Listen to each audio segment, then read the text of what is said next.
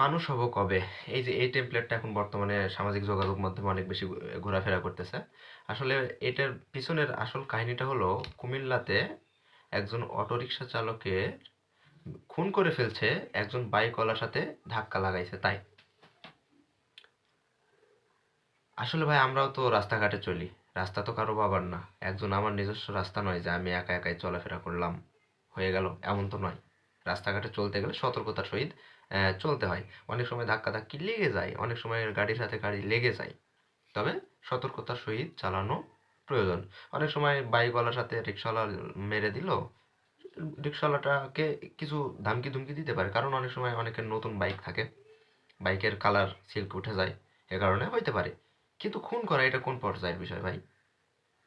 খুন করে ফেলতে হবে, মেরে ফেলতে হবে বাইকের সাথে ধাক্কা লাগছে তাই? ওই যে এর আগের ভিডিওতে একটা কথা বলেছিলাম যে বাংলাদেশ মানেই বিনোদনের কর্মক্ষেত্র, এই কারণেই বলেছিলাম। আসলে সামান্য বাইকে ধাক্কা লাগছে, এটা তো লাগতেই পারে ভাই। আর রাস্তা তো আমার বাবার না, আমারও বাবার না, আপনারও বাবার না। এ কারণে মানুষ খুন করে ফেলতে হবে? এটা কোন কোন কোন জায়গাতে আমরা বসবাস করি? এটা কি আমাদের বাংলাদেশ?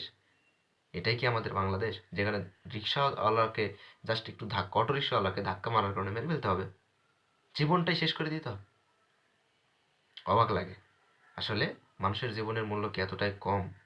বাইকের চেয়ে মানুষের জীবনের মূল্যটাই কি কম? যে ধাক্কা লাগছে বিধায় মেরে দিলাম, এত সহজ? আর আমি তো রাস্তায় চলাফেরা করে আমার একার জন্য না, এটা বুঝতে হবে। যে আমি একাই রাস্তায়, একা একটা রাস্তায় আমি আমার বাপ দাদার সম্পত্তি নাকি যে আমি আমার রাস্তায় একা একা চলাফেরা করব?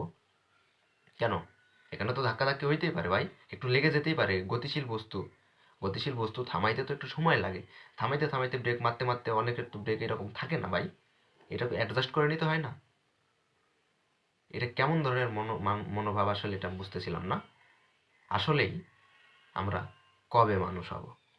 আসলে আমাদের মধ্যে মনুষ্যত্বটা খুবই কম। মনুষ্যত্বটা যেদিন আসবে তখন আমরা আসলে প্রকৃতপক্ষে মানুষ হব। আসলে আমরা মানুষ হলাম আর কই?